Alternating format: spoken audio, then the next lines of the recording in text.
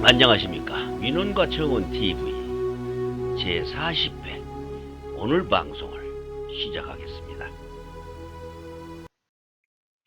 오늘 방송 제목은 왜 상해 임시정부인가? 라는 제목입니다.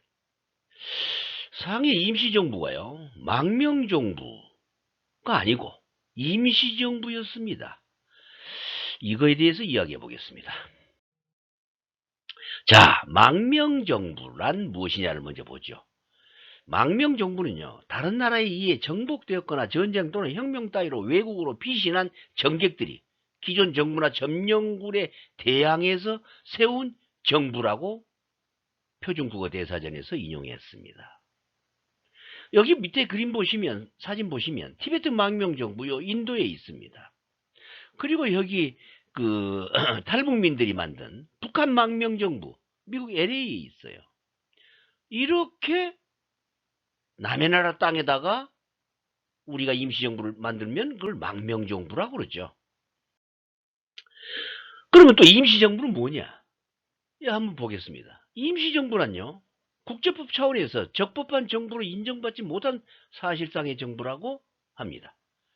그래서 적법한 정부로 인정받지 못한 사실상의 정부가 그 권력이 확립된 뒤에 여러 나라의 승인을 받으면 국제법상 적법한 정부가 된다고 하는 것이 임시정부입니다. 그럼 여기 밑에 사진 보면요, 대한민국 임시정부 1919년 4월에 상해에 우리가 만들었죠. 중화인민공화국, 또 그 당시에 아마 임시정부를 만들었을 겁니다. 여기 보면 이제 중화민국이라고 그래가지고 손문이 만든 임시정부가 1912년에 남경에서 설립했죠. 또 여기 보면 좌측에 1937년에 말이죠, 중화민국 임시정부라고 그래가지고 하북성, 산동성, 허난성 쪽에다가 일본 제국, 일본이 이 괴뢰정부를 또 임시정부를 설립했어요. 참나, 이거 알다가도 모르겠죠? 임시정부, 중국 대륙에 많이 있었습니다. 그런데요, 조선의 임시정부는 그 당시에 대략 8개 정도 있다고 합니다. 즉, 대한국민의회라 그래가지고 블라디보스토크에다가 문창범이 중심되어가지고 만든 임시정부가 있었는데, 이건 러시아 땅에다가 한 거죠. 대통령 손병희, 부통령 박영효, 국무총리 이승만, 이렇게 해서 1919년 3월 17일에 설립했고, 한성 임시정부, 이것은 19년 4월에 서울에서 선포한 임시정부인데, 이건 임시정부 같죠? 서울에다가 가두 시위도 하고 그 현수막에다가 공화국 만세 이렇게 적어서 13개 도의 대표들이 23명 이름으로 선포문을 발표하고, 이승만을 집정관 총재로 해서 이동희를 국무총리로 해서 민주체제 정부를 선언을 했습니다. 그리고 또 이제 1919년 4월 11일에는 상해에다가 저기 1번 그 대한국민회의, 한성 임시정부, 이 세 개가 합쳐가지고 대한민국 망명 임시정부를 차렸어요. 그런데 이 외에도 조선민국 임시정부, 이건 천도교에서 했는데 뭐 실체는 없었고 문서상으로만 존재했다는 그런 임시정부입니다. 그 다음에 이제 또 블라디보스토크의 노령정부란 것도 있었고, 또 고려공화국, 간도 임시정부, 뭐 신한민국정부, 뭐 이렇게 8개가 있었다고 그래요. 근데 이 노령정부는 아마 대한국민의회하고 같은 게 아닌가, 이런 생각도 듭니다. 이렇듯 하여튼 우리 조선 독립을 위해서 임시정부가요 8개가 있었다고 그래요. 근데 임시정부 그 설립 요건은 그 정치학적으로는 그 일정 영토에서 실효적으로 통치를 하고 있으나 정식 정부로 구성되지 않는 상태, 즉 말해서 과도 정부를 임시정부라고 이렇게 하는데, 이 혁명, 쿠데타 등으로 인해서 기존 정부가 붕괴되면 기존 정부를 붕괴시킨 세력이 이제 정식 정부로 발표하기 전까지 임시정부를 조직하죠. 또 하나는 기존 정부에 대항해고 반란을 일으킨 세력이 자기들이 장악한 지역에서 임시정부를 조직하는 그런 것이 임시정부죠. 아까 그 중국 그 대륙에 보면 그 중화민국이라든지 일본의 괴뢰정부라든지 또 중화인민공화국 걔들 공산당 정부라든지 얘들이 일정 지역을 장악해 가지고 임시정부를 했죠. 그러면 우리도 상해 그 일부 지역을 점령해 가지고 우리 임시정부를 조직했다는 이야기밖에 안 되잖아요.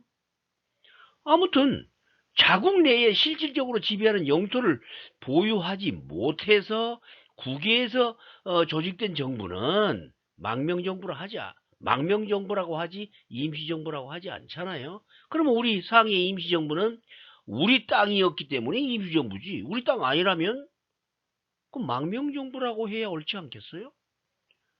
그래서 한반도 내의 어느 조그만 지역에 대해서도 실효적 통치를 행하고 있지 못했던 상해 임시정부. 우리가 한반도만 우리 땅에다 했다면 그건 임시정부가 아니고 망명정부라고 해야죠. 그래 아무튼 한반도가 아니고 러시아 쪽 거기 블라디보스토크도 우리 땅, 상해 지역도 우리 땅, 뭐 중국 여기저기 왔다 갔다 했는데 거기 다 우리 땅이라고 생각했으니까 임시정부라고 했지 않느냐라는 생각을 하는 것입니다. 자, 그럼 한성 임시정부는 뭐냐? 이거 19년 4월 17일 서울에서 선포됐어요. 이건 진짜 한성 임시정부가 맞는 것 같아요. 여기 보면 뭐라고 했냐면요. 대한제국이 망해서 임시정부를 차렸는데 우리 민족은 세계 만방에 대하여 조선의 독립이요 조선민족의 자유민임을 선언하고 아울러 전 민족 의사에 기하여 임시정부에 성립되었음을 자에 포고하노라 이렇게 해놨어요. 왜 대한제국의 독립이요 대한민족의 자유민임을 선언하고가 아니고 조선의 독립이라고 했을까요? 여기 보면 임시정부 조직도 하고 일본의 조선 통치권 철거와 군대의 철거를 요구했어요. 조선 통치권. 응? 그래가지고 파리 강화 회의에 대표도 선정을 하고 일본 관청에다가 일본 관청의 관공리를 나가라 뭐 이런 거죠. 납세도 거절하겠다. 일본 관청의 청원급 소송 금지 등 뭐 이런 걸 결의했다고 하네요. 아무튼 대한제국 독립이 아니고 조선 독립이었습니다. 이건 대한국민회의예요. 이거 19년 3월 17일 블라디보스토크에서 했다는 대한국민회의. 러시아 땅에다가 임시정부 차린 거죠. 자, 이건 상해 임시정부. 요건 이제 아까 세 개 임시정부가 합쳐가지고 대한민국 임시정부라 그래서 상해에다가 했는데 이때는 대한민국 임시정부라 그랬어요. 한성 임시정부, 러시아 땅에 대한민국 의회 뭐 이걸 합쳐가지고 상해 임시정부라고 했다. 상해 땅은 우리 땅이다. 라는 뜻인가요? 아무튼 통합 임시정부를 상해에 설치할 때 상해가 대한제국의 영토에 포함되었던가 조선왕조의 영토였던가 무슨 사연이 있길래 대륙 상해 지역에 임시정부를 세울 수밖에 없었지 않는가 라고 생각되죠. 당시 지도자들은 누구보다 한하게 명석했고 또 이 조선이나 대한제국에 충분한 지식을 갖고 있었을 텐데 임시정부와 망명정부에 대한 의미를 잘 알고 있는데도 불구하고 임시정부라고 해서 상해에다가 차렸어요. 참 궁금합니다. 아무쪼록 한반도 땅에서 임시정부가 활동한 적은 없고 동북대륙에서 임정을 결성해서 일본과 서구 열강의 핍박을 피해 가지고 그것도 중국 대륙, 지금 중화인민공화국 그 대륙, 그 땅을 이것저것으로 비실하면서 임시정부를 유지한 이유가 무엇일까요? 여기 보면요. 우리 항저, 상해에서 항저우, 난징, 우한, 창사, 광저우, 류저우, 구이양, 뭐 시장, 충칭 이걸 꼭 중국말로 읽어야 되는지 모르겠어요. 우리말도 다 있는데 상해도 되고 뭐 우한, 남경 뭐 이런 거 다 있는데 이렇게 또 중국말로 읽어야 돼요. 이 중국 공산당도 또 자유중국 국민당도 우리하고 똑같이 이렇게 대륙을 막 이것저것 피난 다니면서 임시정부를 꾸리고 있었어요. 그 당시에 뭐 우리만 이런 게 아니에요. 어? 다 같은 국민이라는 뜻 아닌가? 왜 이게 똑같이 이 대륙에서 이렇게 왔다 갔다 난리를 하는지 몰라. 서울은 비워놓고 이유를 모르겠어요. 여기 한번 보겠습니다. 독립운동가 윤봉길 1908년 32년까지 사신 분인데 요 일제항쟁기 대한국인은 현 중국 대륙을 이동해 가면서 독립운동을 할 때 국권을 상실한 대한제국의 독립을 외치지 않고 조선 독립 만세를 외쳤다. 라고 저는 조사했습니다. 그 옆에 윤봉길 그 사진 보면 대한제국이 아닌 중국을 침략한 적의 장교를 살해하기로 맹세합니다. 라고 선언서를 썼어요. 자, 선언서 한번 보겠습니다. 선서문. 나는 적성으로서 아주 붉은 피가 끓는 정성을 다해서 조국의 독립과 자유를 회복하기 위하여 한인 애국단의 일원이 되어가지고 중국을 침략하는 적의 장교를 도륙하기로 맹세하나이다. 해놓고 또 이제 대한민국 여기상 임시정부니까 대한민국 14년 4월 26일 선서인 윤봉길 그래 놨는데 여기 보면요. 조국의 독립과 자유를 회복하기 위해서 우리 중국을 침략하는 적들의 장교, 그러니까 일본 장교도 있을 것이고 러시아 장교도 있을 거고 뭐 영국 장교도 있을 거고 이놈들 도륙하겠다 나는 우리 중국을 침략하는 적을 중국을 침략하는 적을 도륙내겠다고 명세를 했어요.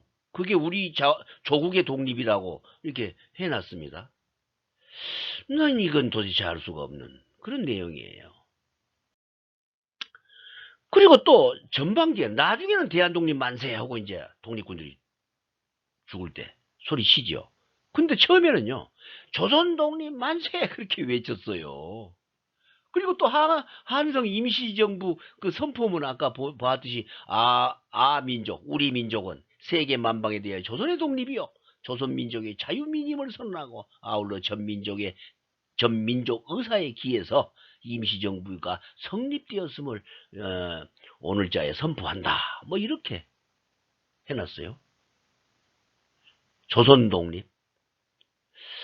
대한제국은 인정을 안 하는 것 같아요. 이 당시에 보면. 대한제국은 무시야. 그 일본 애들 괴뢰정부였나? 왜 대한제국을 무시하고 조선독립을 자꾸 외치는지 모르겠어요. 그리고 또 하나 여기 또 중요한 자료가 하나 있는데 그 당시 우리나라 지금 우리나라가 대한민국이죠. 이걸 줄여서 부리면 대한입니다. 한국이 아니죠. 중간에 대자 빼부로 한국 이렇게 지금 부르고 있어요. 한국. 그리고 한국인 이렇게 불러요. 우리 민족사학자들이나 뭐 식민사학자들 불문하고 뭐 한국인 한국 이렇게 부른답니다. 그런데요. 대한국 하든지 대한인 해야 된다고 주장하는 사람들이 있습니다. 그래서 이승만 정권에서는요. 한국해협이라고 하지 않고 대한해협이라고 명시했어요. 이거 대단하지 않아요? 대한해협.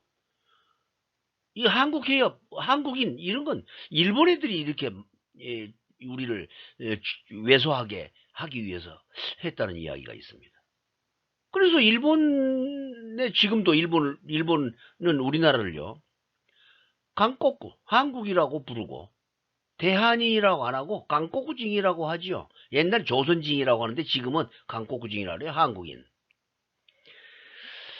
그래서 이게 참, 우리는 좀 더 깊이 생각해 보아야 될 문제 아닌가 해서, 여기 보면, 옆에 그림에 보면, 조선의 마지막 총독, 아베 노부유키.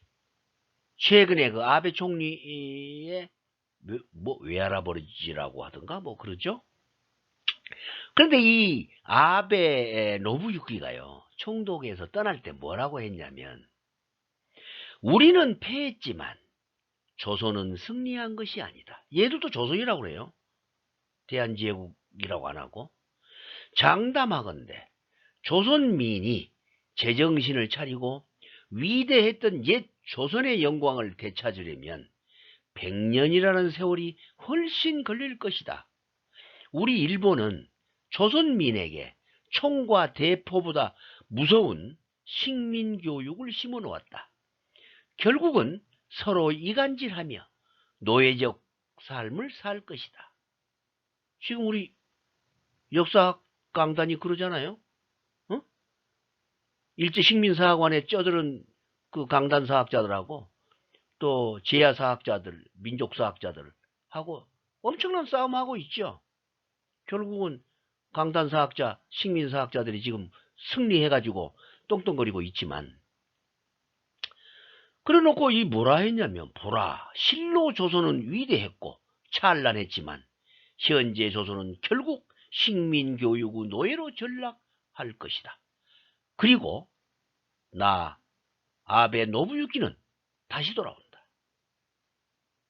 이거 참 희한한 글을 제가 봤습니다.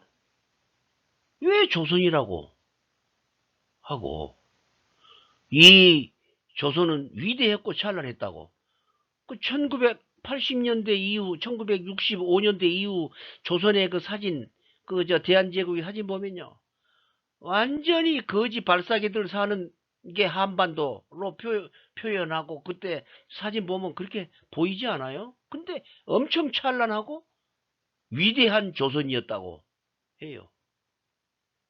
뭐 우리가 과학 문물이나 뭐 여러 가지 보면, 왕조실록 보면 어마어마한 우리의 그 실적들이 있죠.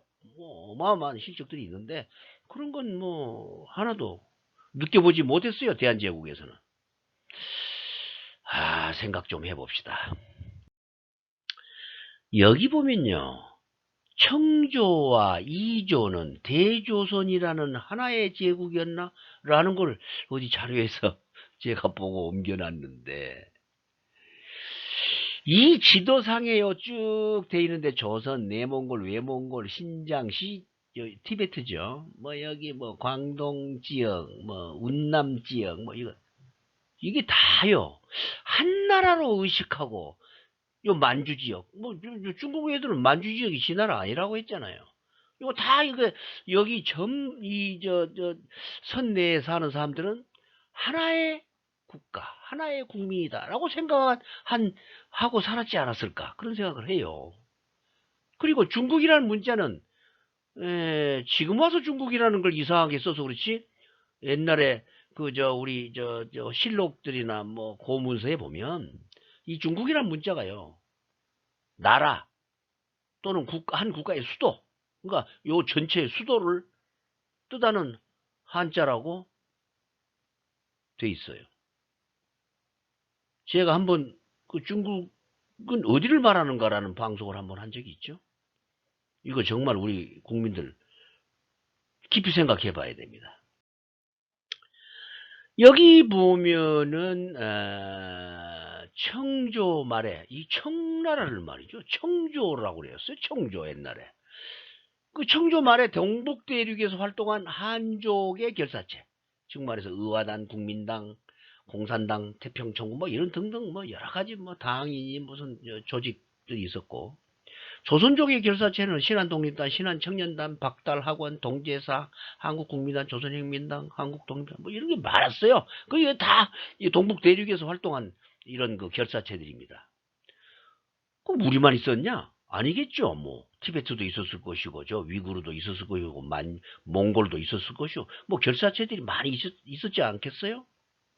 이 사람들이 다 자기 민족의 독립과 뭐 민족 혁명을 위해서 결사체를 만들어 활동했다는데 아마 이때는 아마 공화정 이제 아마 저 봉건 체제를 거부해서 막 만들었겠죠. 그래서 동북아 대륙 전체가 여러 민족이 있었지만 하나의 대륙으로 하나의 제국으로 연맹체를 형성하고 있었다고 보여집니다. 그러지 않았을까? 그런 생각을 하게 돼요. 최근세사도 우리가 모르게 왜곡되고 있지 않나, 왜곡돼 있다라는 의심이 듭니다.